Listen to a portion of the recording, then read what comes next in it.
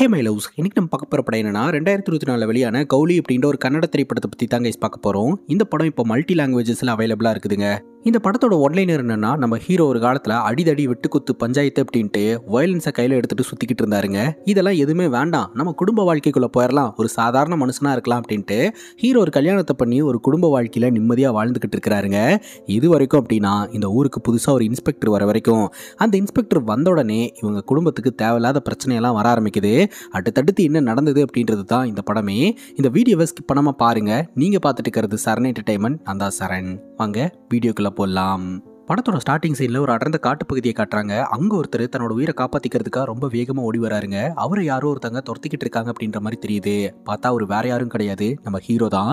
இவ்வளோ நேரம் ஓடி வந்துட்டு இருந்தவர் திருப்பி அடிக்கலாம் அப்படின்னு திரும்பி நிற்கிறாரு. என்ன நடந்தது அப்படின்றத டீட்டெயிலாக நம்ம கிட்ட காட்ட ஆரம்பிக்கிறாங்க. வனப்பகுதிக்கு பக்கத்தில் இருக்கக்கூடிய ஒரு அழகான கிராமத்தை காட்டுறாங்க. அந்த கிராமத்தில் இருக்கக்கூடிய ஒரு 3 பேரையும் காட்டுறாங்க. ஸோ இவங்க 3 பேருமே பார்த்தீங்கன்னா பொறுப்பு இல்லாத ஆட்களாக தாங்க இருந்துட்டு இருக்காங்க. இவங்க அவங்க குடும்பத்துக்கும் பொறுப்பானவங்களா இல்லை, இந்த கிராமத்துக்கும் பொறுப்பானவங்களா இல்லை.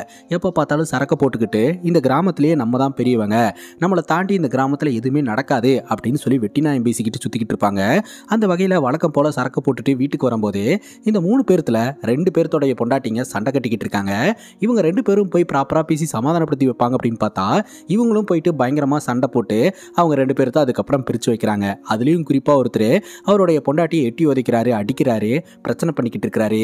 இது எல்லாம் பார்த்த நம்ம ஹீரோவோடைய மனைவி பார்த்தீங்கன்னா, எதுக்குங்க இப்படி அடிச்சுக்கிட்டு இருக்கீங்க அப்படின்னு அந்த லேடிக்கு உதவியெல்லாம் பண்ணிக்கிட்டு இருக்காங்க. நீ யார் இதை பற்றி கேட்கறதுக்கு அப்படின்னு சொல்லி அந்த நபர் கேட்குறாரு.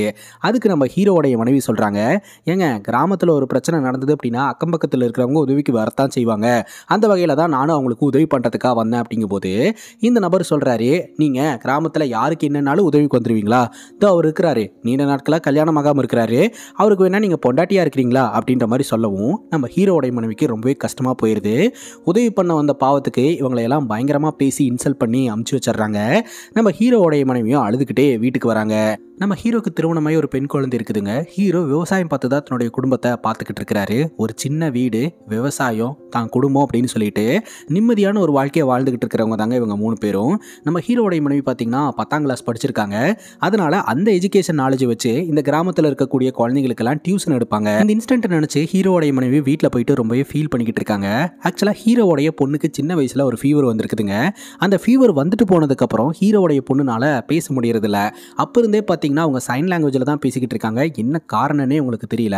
இதுவே உங்களுக்கு ஒரு மனக்கவலையாக தாங்க இருந்துகிட்டு இருக்குது. இப்போ ஹீரோ வயல்வெளியில் வேலை பார்த்துக்கிட்டு இருக்கிறாரு. மழை வர மாதிரி இருக்குது. டக்கு டக்குன்னு வேலையை முடிச்சுட்டு வீட்டுக்கு போகணும் அப்படின்னு சொல்லிட்டு கிளம்புறாரு. இன்னொரு பக்கம் நம்ம ஹீரோடைய மனைவி இன்சல்ட் ஆகிட்டு வந்துட்டு ரொம்பவே ஃபீல் பண்ணிக்கிட்டு இருக்காங்க.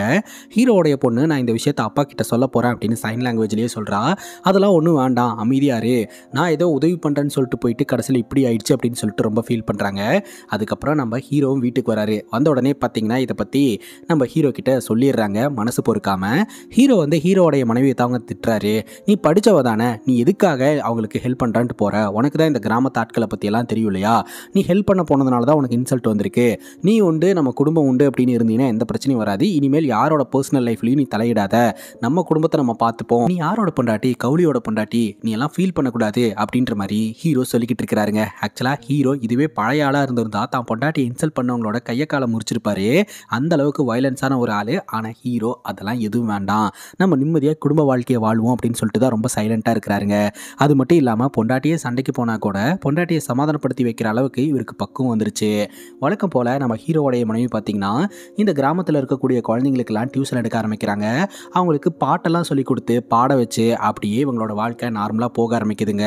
ஒரு சின்ன வீடு, விவசாய நிலம், விவசாயம் அப்படின்ட்டு அவர் உண்டு, அவரோட குடும்பம் உண்டுன்னு நிம்மதியாக வாழ்ந்துக்கிட்டு இருக்கிறாருங்க. இவங்களுக்கு இருக்கிற ஒரே கவலை என்னன்னா, இவங்க பொண்ணுக்கு ஃபீவர் வந்ததுக்கப்புறம் இவ பேசுகிறதையே நிப்பாட்டிட்டா அது என்ன காரணம்னே இவங்களுக்கு தெரியல. அது ஒன்று தான் இவங்களுக்கு பெரிய பிரச்சனையாகவே இருந்துகிட்ருக்கு.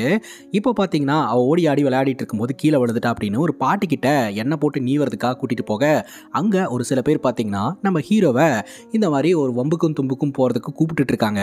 ஆனால் ஹீரோ பார்த்தீங்கன்னா அதை அவாய்ட் பண்ணுறாரு. அதுக்கப்புறம் அங்கே இருக்கக்கூடிய பாட்டியே, முன்ன மாதிரிலாம் இவன் கிடையாது, இவன் அவன் குடும்ப வாழ்க்கையை வாழ்ந்துட்டு இருக்கான், இவனை தொந்தரவு பண்ணாதீங்க அப்படின்ற மாதிரி அந்த பாட்டி சொல்லிடுறாங்க. ஆனால் அந்த நபர், நான் எதிர்பார்க்க பார்க்கறத விட நான் நிறைய பணம் தரேன் அப்படின்ற மாதிரிலாம் சொல்லிட்டு இருக்கிறாரு. பாட்டி கடுப்பாயி அவங்களையெல்லாம் அடிச்சு விரட்டி விட்டுறாங்க. அதுக்கப்புறம் ஹீரோவோ அவருடைய பொண்ணை கூப்பிட்டுட்டு கிளம்பிடுறாருங்க. இப்போ இந்த ஊருக்கு புதுசாக ஒரு இன்ஸ்பெக்டர் வந்திருக்கிறாருங்க. அவர் பொறுப்பில்லாத ஒரு இன்ஸ்பெக்டர் மாதிரி தாங்க இருக்கிறாரு. ஏன்னா அவரோட பிஹேவியர்லாம் அந்த மாதிரி தான் இருக்குது. அந்த போலீஸ் ஸ்டேஷனுக்கு கிராமத்து ஆட்கள்லாம் வந்து கம்ப்ளைண்ட் கொடுக்குறாங்க. இந்த மாதிரி கிராமத்தில் இருக்கக்கூடிய சிலைகள்லாம் திருட்டு போயிருக்குது, பணம் எல்லாம் திருட்டு போயிருக்குது, கிராமத்தில் ஒரே பஞ்சாயத்தாக போயிட்டு இருக்கு, சீக்கிரமாக அதை கண்டுபிடிங்க, இல்லாட்டி கிராமத்துக்குள்ள ஒரு கலவரமே வெடிக்கும் அப்படின்ற மாதிரி சொல்கிறாங்க. ஆனால் இந்த இன்ஸ்பெக்டர் பார்த்தீங்கன்னா அதை பற்றியெல்லாம் எந்த கவலையுமே இல்லாத மாதிரி இவங்களை மிரட்டி அனுப்பி வச்சுக்கிட்டு இருக்கிறாருங்க. அங்கே கட் பண்ணா நம்ம ஹீரோவோடைய சித்தப்பாவை காட்டுறாங்க. நம்ம ஹீரோ சின்ன பையனாக இருக்கும்போது சித்தப்பா சித்தி தான் ஹீரோ வளர்த்துருந்துருக்காங்க. சித்தி இறந்து போயிட்டாங்க. இப்போ நம்ம ஹீரோ அவரோட பொண்ணை கூப்பிட்டுட்டு சித்தப்பாவை பார்க்கறதுக்காக வந்திருக்கிறாரு. நீ ஏன் சித்தப்பா இங்கேயே இருந்து கஷ்டப்பட்டுக்கிட்டு இருக்க, பேசாமல் எங்கூடயே வந்துரு, நம்ம எல்லாரும் ஒன்றா இருக்கலாம் அப்படிங்கும்போது, இல்லை எனக்கு இங்கே இருக்கிறதுக்கு தான் பிடிச்சிருக்கு அப்படின்ற மாதிரி அவர் அந்த வீட்டிலே இருக்கிறாருங்க. அதுக்கப்புறம் ஹீரோடைய பொண்ணு சித்தப்பா 3 பேருமே பார்த்தீங்கன்னா பக்கத்தில் இருக்கக்கூடிய ஒரு ஹாஸ்பிட்டலுக்கு போகிறாங்க.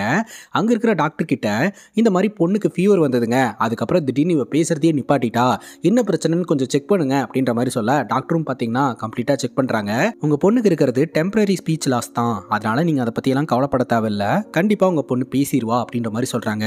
எனக்கு புரியல டாக்டர், ஏதாவது ஆப்ரேஷன் பண்ணணுமா, கொஞ்சம் தெளிவாக சொல்லுங்களேன் அப்படிங்கும்போது, ஆப்ரேஷன்லாம் பண்ணால் அந்த பொண்ணுக்கு தான் கஷ்டமாக இருக்கும், எப்படி சடனாக வந்து உங்கள் பொண்ணுக்கு பேச்சு போச்சோ அதே மாதிரி ஏதாவது ஒரு எக்ஸைட்டிங்கான விஷயமோ இல்லை அதிர்ச்சியான ஒரு விஷயமோ பேசும்போது அவளே வாயை திறந்து பேசிடுவா, அதுக்கு டைம் கொடுங்க, அதுவே குணமாயிரும் அப்படின்ற மாதிரி சொல்லி அனுப்பி வைக்கிறாங்க. இதுவே நம்ம ஹீரோக்கு ரொம்ப சந்தோஷத்தை அளிக்குது. ஏன்னா இதுக்கப்புறம் இவ பேசவே மாட்டாளா அப்படின்னு நினச்சிட்டு இருந்த ஹீரோக்கு இது ஆறுதல் வார்த்தையாக இருக்குதுங்க. கண்டிப்பாக நம்ம பொண்ணு ஒரு நாள் இல்லைனா ஒரு நாள் பேசிடுவா அப்படின்ட்டு இந்த விஷயத்த தன்னுடைய மனைவி கிட்ட சொல்லலாம் அப்படின்னு சொல்லிட்டு கிளம்புறாங்க. அப்போ பொண்ணு பார்த்தீங்கன்னா நான் தான் சொல்லுவேன் அப்படின்னு சொல்லி அடம்பிடிச்சிக்கிட்டு இருக்கா. சரிம்மா நீயே சொல்லு அப்படின்ற மாதிரி சொல்ல, நம்ம ஹீரோடைய மனைவி கிட்ட ஹீரோடைய பொண்ணு பார்த்தீங்கன்னா இந்த சைன் லாங்குவேஜ்லேயே இந்த மாதிரி எனக்கு வார்த்தைகள் வந்துடும், பேச வந்துடும் அப்படின்ற மாதிரி சொல்லிட்டு இருக்கா. ஆனால் அது ஹீரோடைய மனைவிக்கு புரியவே இல்லைங்க.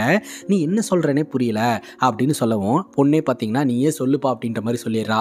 அதுக்கப்புறம் நம்ம ஹீரோ பார்த்தீங்கன்னா இந்த மாதிரி நம்ம பொண்ணுக்கு இருக்கிறது டெம்பரரி ஸ்பீச் லாஸ் தானா, கொஞ்ச நாளில் அவளே பேச ஆரம்பிச்சிருவா அப்படின்னு சொல்லியிருக்காங்க. அப்படிங்கும்போது ஹீரோடைய மனைவிக்கு ரொம்பவே சந்தோஷமா இருக்குதுங்க.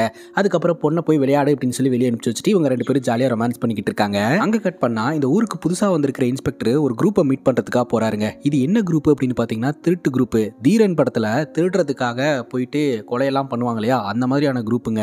இவனுங்க என்ன பண்ணுவானுங்க அப்படின்னா ஒரு கிராமத்தை டார்கெட் பண்ணுவானுங்க, அந்த கிராமத்துக்குள்ள நுழைவானுங்க, அந்த கிராமத்தில் யார் இருக்கா என்னென்னலாம் பார்க்கவே மாட்டானுங்க, அந்த கிராமத்தை கம்ப்ளீட்டாக சூறையாடுவாங்க, அங்கே இருக்கிற பெண்கள் கிட்ட அத்துமீறலில் ஈடுபடுவானுங்க, எல்லாத்தையுமே திருடிட்டு வந்துருவானுங்க. இந்த மாதிரி தொடர்ந்து இந்த மாதிரியான ஆக்டிவிட்டிலேயே ஈடுபட்டுக்கிட்டு இருப்பாங்க. இவனுக்கு எங்கே கைவரிசையை காட்டினாலும் இந்த இன்ஸ்பெக்டருக்கு ஒரு பங்கு வந்துருங்க. அதனால இந்த இன்ஸ்பெக்டர் பெருசாக எதுவுமே கண்டுக்க மாட்டார். ஆனால் இன்னும் கொஞ்சம் டீப்பாக அலசி பார்க்கும்போது தாங்க தெரிய வருது, இந்த இன்ஸ்பெக்டர் தான் வந்து இங்கே போய் திருடு அங்கே போய் திருடு அப்படின்னு சொல்லி இவங்களுக்கு இடம் பார்த்து கொடுக்குறது. அதனால தான் இவனுக்கு இன்ஸ்பெக்டருக்கு ஷேர் கொடுக்குறானுங்க. அதே சமயம் இன்ஸ்பெக்டரும் இவங்களை கண்டும் காணாத மாதிரி இருந்துடுறாருங்க. ஆக்சுவலாக இந்த கிராம மக்கள் வந்து எங்கள் ஊர் கோயிலில் இருக்கக்கூடிய சிலைகளும் அப்புறம் நகை பணம் எல்லாம் கொள்ளையடிக்கப்பட்டிருக்கு, கண்டுபிடிச்சி கொடுங்க அப்படின்ற மாதிரி கேட்டுட்டு இருந்தாங்க இல்லையா. ஆக்சுவலாக அந்த கோயிலில் திருடு அப்படின்னு சொல்லி வழிவகுத்து கொடுத்ததே இந்த இன்ஸ்பெக்டர் தான். இவனுக்கு தான் வந்து கொள்ளையடிச்சிருந்திருக்கானுங்க.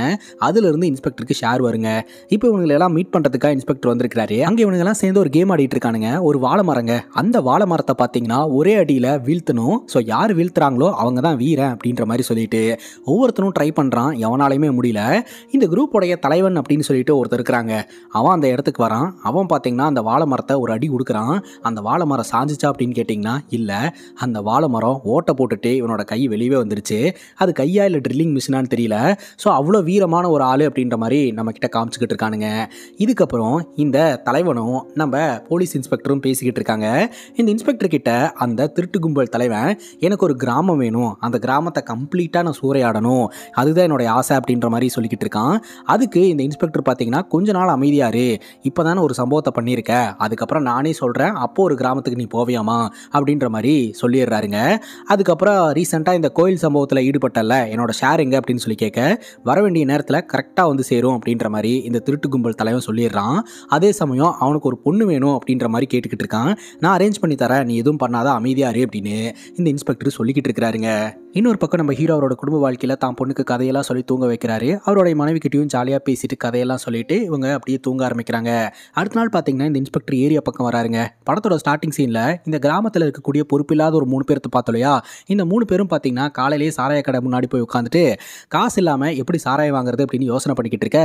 அப்போ கரெக்டாக அந்த இடத்துக்கு இந்த இன்ஸ்பெக்டர் வராரு. இந்த 3 பேர்த்தையுமே கூப்பிடுறாரு. இந்த 3 பேருமே பார்த்தீங்கன்னா இந்த இன்ஸ்பெக்டரை பார்த்து பயங்கரமாக பயப்படுறாங்க.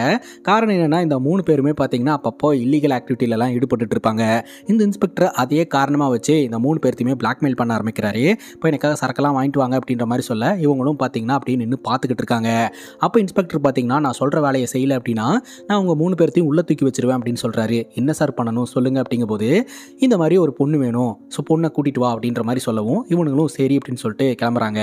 அங்கே கட் பண்ணா நம்ம ஹீரோவோடைய மனைவி டியூஷன் எடுத்துகிட்டு இருக்காங்க இல்லையா? வழக்கமாக நிறைய குழந்தைங்க டியூஷன் அட்டன் பண்ணுறதுக்காக வந்துட்டு வீட்டுக்கு கிளம்பும். அந்த வகையில் டியூஷன் அட்டன் பண்ணி முடிச்சுட்டு கிளம்புன ஒரு பொண்ணை பார்த்தீங்கன்னா இந்த குரூப் டார்கெட் பண்ணுதுங்க. இந்த பொண்ணு காட்டு வழியில் தான் வீட்டுக்கு போகும். அப்படி நடந்து போயிட்டு இருக்கும்போது யாரோ ஒருத்தவங்க வந்து இந்த பொண்ணை கடத்துறாங்க. அதுக்கப்புறம் டியூஷன் வந்த பொண்ணு இன்னும் வீடு வரவே இல்லை அப்படின்னு சொல்லிட்டு அந்த பொண்ணோடைய அம்மா அப்பா நம்ம ஹீரோடைய வீட்டு முன்னாடி வந்து பொண்ணுங்க அப்படின்னு சொல்லி கேட்குறாங்க. அப்போவே எல்லா குழந்தைங்களும் வீட்டுக்கு போயிட்டாங்களே, உங்கள் பொண்ணு இன்னும் வீட்டுக்கு வரலையா அப்படின்னு சொல்லி கேட்க அப்போ தான் அவங்களுக்கும் ஷாக்கிங்காக இருக்குது. இன்னும் அவங்க பொண்ணு வீடு வந்து சேரல அப்படின்னு சொல்லிட்டு அப்புறம் அக்கம் பக்கத்தில் இருக்கிறவங்களுக்கெல்லாம் தகவலை கொடுத்து இந்த கிராமம் முழுக்க வலை வீசி அந்த பொண்ணை தேட ஆரம்பிக்கிறாங்க.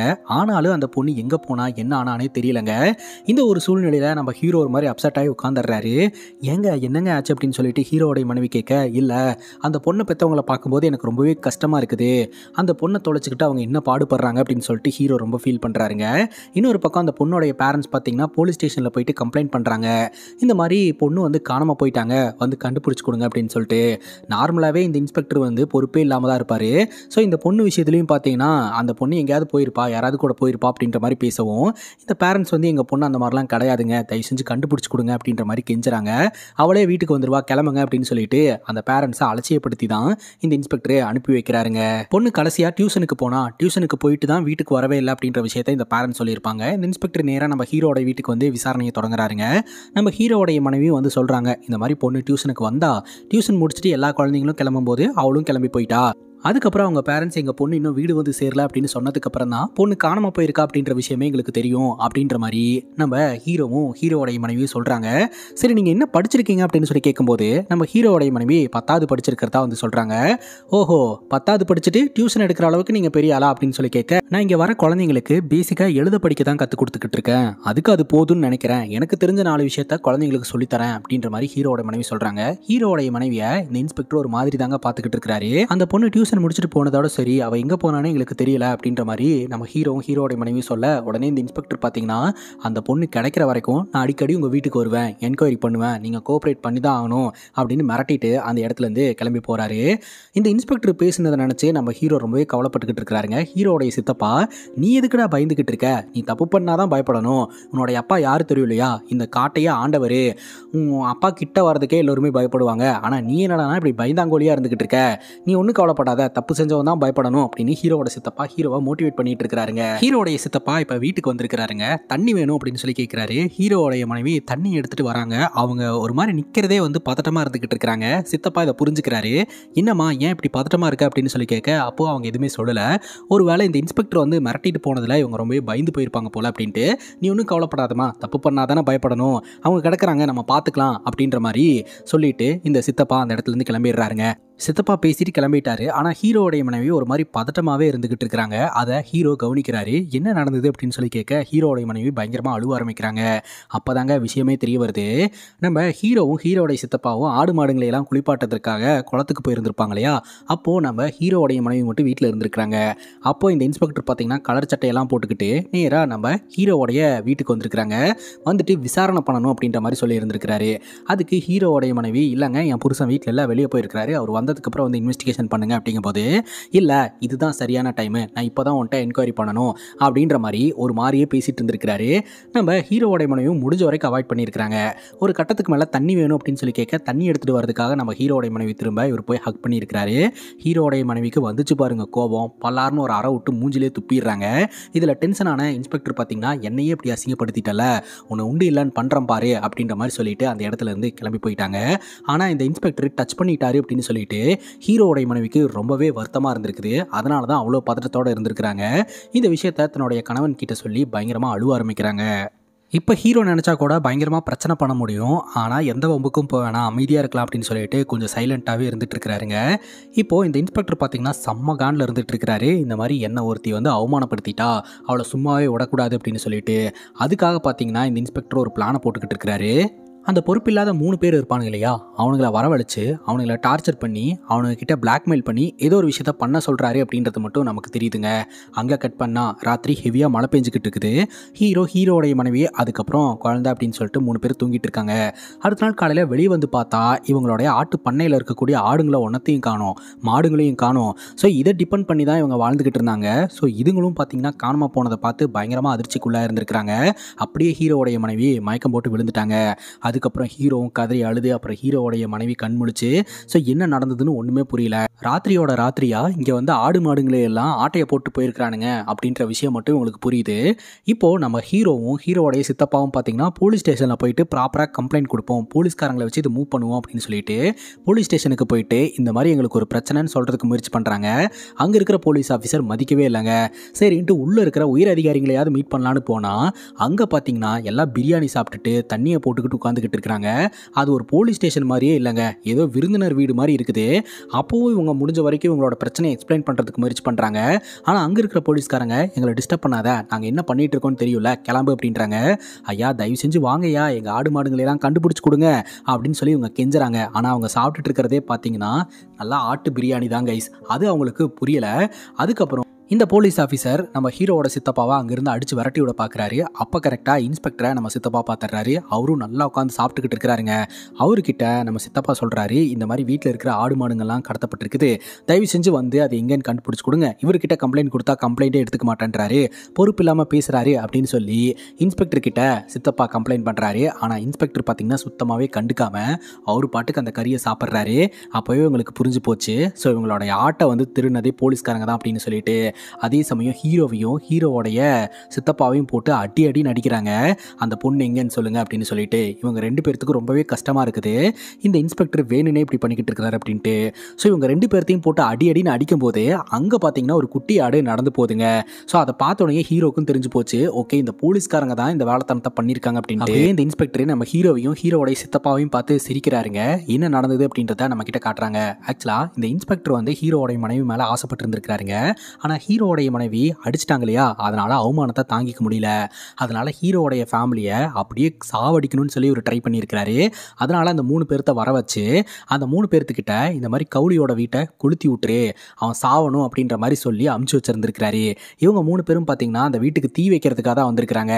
ஆனால் இவங்க வந்த நேரம் ஹெவியாக மழை பெய்ய ஆரம்பிச்சிருச்சு. என்னதான் தீ வச்சாலும் தீ அணைஞ்சு போயிடும். ஆனால் நம்ம எதுவுமே பண்ணாமல் போனோம்னா இந்த இன்ஸ்பெக்டர் நம்மள பிரச்சனையில் மாட்டி விட்டுருவான், அதனால நம்ம ஏதாவது ஒன்று பண்ணி விட்டுருவோம் அப்படின்னு சொல்லிட்டு அங்கே இருக்கிற ஆடு மாடுகளெல்லாம் பார்த்தீங்கன்னா சைலண்ட்டாக கடத்தி இருந்திருக்கிறாங்க. ஸோ இதுதான் நடந்த சம்பவம். அதாவது இன்ஸ்பெக்டரோடைய பிளானு ஹீரோட ஃபேமிலியே கொல்லணும் அப்படின்ட்டு. ஆனால் அங்கே மழை பெஞ்சு சொதப்புனதுனால இவங்க ஆடு மாடுங்களெல்லாம் தூக்கிட்டு வந்துட்டாங்க. இதையும் சாதகமாக பயன்படுத்தி நம்ம ஹீரோவையும் ஹீரோடைய சித்தப்பாவையும் டார்ச்சர் பண்ணிக்கிட்டு இருக்க கடுப்பான நம்ம ஹீரோ அட்டாக் பண்ணிடுறாரு. அந்த அட்டாக்ல பார்த்தீங்கன்னா போலீஸ் ஆஃபீஸர் செத்துறாருங்க. ஸோ அதுக்கப்புறம் இங்கே இருந்தால் நம்ம செத்தோம் அப்படின்னு சொல்லிட்டு இவங்க 2 பேரும் அந்த இடத்துலேருந்து எப்படியோ தப்பிச்சு ஓடிடுறாங்க பக்கத்தில் இருக்கக்கூடிய காட்டுக்குள்ள. இவங்க 2 பேர்த்தையும் பிடிக்க சொல்லிட்டு ஆளாளுக்கு ஒரு பக்கம் தேட ஆரம்பிக்கிறாங்க. இந்த இன்ஸ்பெக்டர் என்ன பண்ணுறாருன்னா நேராக இந்த திருட்டு குரூப் இருக்கு இல்லையா, அங்கே போயிட்டு திருட்டு குரூப் தலைவன் கிட்ட, நீ ரொம்ப நாளாக ஒரு கிராமம் வேணும்னு கேட்டுட்டு இருந்தால, என்கிட்ட ஒரு கிராமம் இருக்குது, நீ அந்த கிராமத்துக்குள்ளே போய் சூறையாடு அப்படின்னு சொல்லிட்டு நம்ம ஹீரோடைய கிராமத்தை காட்டி விட்டுறாரு.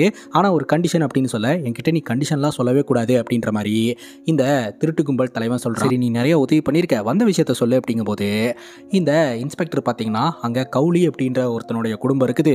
அந்த குடும்பத்தில் ஒருத்தன் மிஞ்சக்கூடாது, எல்லாத்தையுமே போட்டு தள்ளிடு அப்படின்னு சொல்ல, இவ்வளோ தானே, இது சாதாரண விஷயம், இதை நான் பண்ணிடுறேன், இந்த கிராமத்தில் இருக்கக்கூடிய எல்லாரையுமே போட்டு தள்ள போகிறேன் அப்படின்னு சொல்லிட்டு இந்த குரூப் பார்த்தீங்கன்னா இந்த கிராமத்துக்குள்ளே என்ட்ராகுது.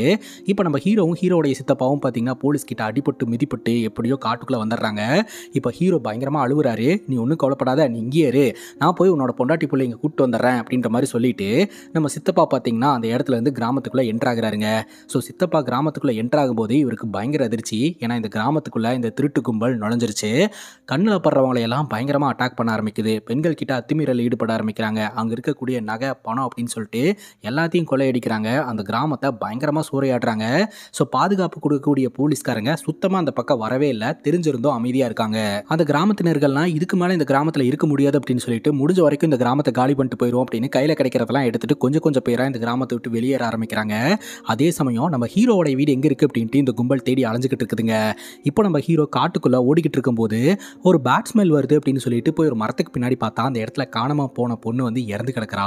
அந்த பொண்ணோடைய உடம்ப பார்த்தாலே தெரியுது அந்த பொண்ணு கிட்ட அத்துமீறல ஈடுபட்டிருக்கானுங்க அப்படின்னு சொல்லிட்டு. ஸோ இதுக்கு பின்னாடி இந்த திருட்டு கும்பல் தான் இருக்குது அப்படின்றதையும் ஹீரோ கண்டுபிடிக்கிறாரு. அதுக்கப்புறம் நம்ம ஹீரோவோடைய வீடு எங்கே இருக்குது அப்படின்றத கண்டுபிடிச்சி ஹீரோடைய மனைவியும் பொண்ணையும் நட்ரோட்டுக்கு இழுத்துட்டு வந்து டார்ச்சர் பண்ணி ஹீரோ எங்கே இருக்கிறாரு அப்படின்றத கண்டுபிடிக்கணும் அப்படின்னு நினைக்கிறானுங்க.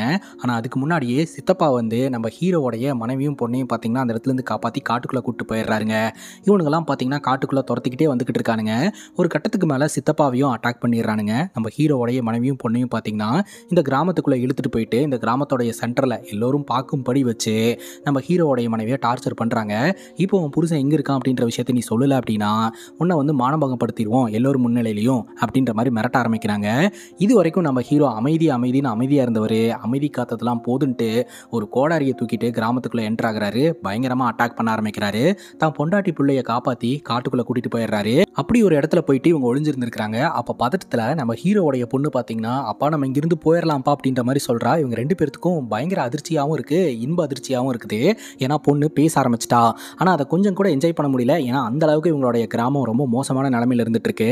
அதனால ஹீரோ பார்த்தீங்கன்னா நீங்கள் ரெண்டு பேரும் இந்த இடத்துலேருந்து போயிருங்க, இவனுங்களையெல்லாம் நான் சமாளிச்சுக்கிறேன் அப்படின்னு சொல்லிட்டு அனுப்பி வச்சுட்டு எல்லாத்தையும் பயங்கரமாக அட்டாக் பண்ண ஆரம்பிக்கிறாரு.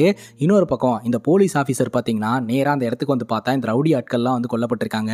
எல்லாம் வீர சிவரன் சொல்லிட்டு எல்லாம் செத்து கிடக்குறானுங்க அப்படின்னு சொல்லிட்டு இந்த இன்ஸ்பெக்டர் பார்த்தீங்கன்னா ஹீரோவோடைய மனைவியும் பொண்ணையும் டார்கெட் பண்ண, இன்னொரு பக்கம் இந்த ரவுடி தலைவன் பார்த்தீங்கன்னா ஹீரோவை டார்கெட் பண்ண. ஸோ இவங்க ரெண்டு பேர்த்துக்குள்ள சண்டை நடந்துட்டு இருக்கு. அந்த சண்டையில் நம்ம ஹீரோ பார்த்தீங்கன்னா அந்த ரவுடி தலைவனையும் அந்த குரூப்பையும் எந்திரிக்க முடியாத அளவுக்கு கொடூரமாக அட்டாக் பண்ணிட்டு அந்த இடத்த விட்டு கிளம்பி வந்துடுறாரு. பார்த்தா ஒரு இடத்துல ஹீரோவோடைய சித்தப்பா நம்ம ஹீரோவோடைய மனைவியும் பொண்ணையும் கூட்டிட்டு போயிட்டு இருக்கிறாரு. அந்த இடத்துக்கு வந்த இன்ஸ்பெக்டர் பார்த்தீங்கன்னா ஹீரோவோடைய சித்தப்பாவை அட்டாக் பண்ணிட்டு ஹீரோவோடைய மனைவி மேலே கத்தி வச்சு மிரட்டிக்கிட்டு இருக்கிறாருங்க. ஹீரோ பார்த்தீங்கன்னா தூரத்தில் கோடாரி வச்சுட்டு எதுவும் பண்ணாதரா அப்படின்னு சொல்லி சத்தம் போட்டுட்டு வந்துட்டு இருக்க. அப்போ பார்த்தீங்கன்னா இன்ஸ்பெக்டர் யோசிக்காம ஹீரோவோடைய மனைவி வயிற்றுலேயே கத்தியால் குத்திடுறாரு. அப்படியே ஹீரோவோட மனைவி கீழே விழுந்துடுறாங்க. கிட்ட வந்து ஹீரோ உட்காந்து பயங்கரமாக அழுவ ஆரம்பிக்கிறாருங்க. அப்போ இந்த இன்ஸ்பெக்டர் சிரிச்சுக்கிட்டு இருக்க கொஞ்சம் கூட யோசிக்காம அவர் கையில் இருக்கக்கூடிய கோடாரியை எடுத்து நெத்திலேயே இறக்கிடுறாருங்க. சரி, நெத்தியில் கோடாரியை வாங்கிட்டு அப்படியே கீழே விழுறாரு. தான் பொண்டாட்டி இறந்ததை நினச்சி நம்ம ஹீரோ அழுதுகிட்டு இருக்கிறாருங்க. அதுக்கப்புறம் என்ன பண்ணுறதுனே தெரியாமல் நம்ம ஹீரோவும் ஹீரோடைய பொண்ணும் இடிஞ்சு போய் உட்காந்துக்கிட்டு இருக்காங்க. அப்புறம் ஹீரோடைய மனைவிக்கான இறுதி சடங்கு இவங்க பண்ணிவிட்டு இந்த இடத்த விட்டே கிளம்பிடலான்னு சொல்லிட்டு ஹீரோடைய பொண்ணு சித்தப்பா 3 பேருமே பார்த்திங்கன்னா காட்டுக்குள்ளே போயிடுறாங்க. எல்லாத்தையும் விட்டுட்டு சந்தோஷமாக நிம்மதியான ஒரு வாழ்க்கையை வாழலாம் அப்படின்னு சொல்லிட்டு இந்த கிராமத்தில் தான் உண்டு தான் வேலை உண்டுன்னு இருந்தார். ஒரு சாதாரண மனுஷனை ஒரு போலீஸ் ஆஃபீஸர் வந்து டிஸ்டர்ப் பண்ணி கடைசியில் அந்த கிராமமே இல்லாமல் ஆயிடுச்சு. இப்போது அந்த போலீஸ் ஆஃபீஸரும் இல்லாமல் ஆயிட்டாரு. ஸோ இதோட இந்த படம் முடியுதுங்க. இந்த படத்தை பற்றி நீங்கள் என்ன நினைக்கிறீங்க அப்படின்னு உங்களோட கருத்தை கமெண்ட் செக்ஷனில் பதிவு பண்ணுங்கள். அண்ட் இதே மாதிரி வேறு ஏதாவது படத்தை பற்றி பேசணும் அப்படின்னு நினச்சிங்கன்னா படத்தோடைய பேரை கமெண்ட் செக்ஷனில் சொல்லுங்கள். இதே மாதிரி வேறு ஒரு நல்ல வீடியோவில் வந்து சந்திக்கிறேன். Love you guys, take care and cheers.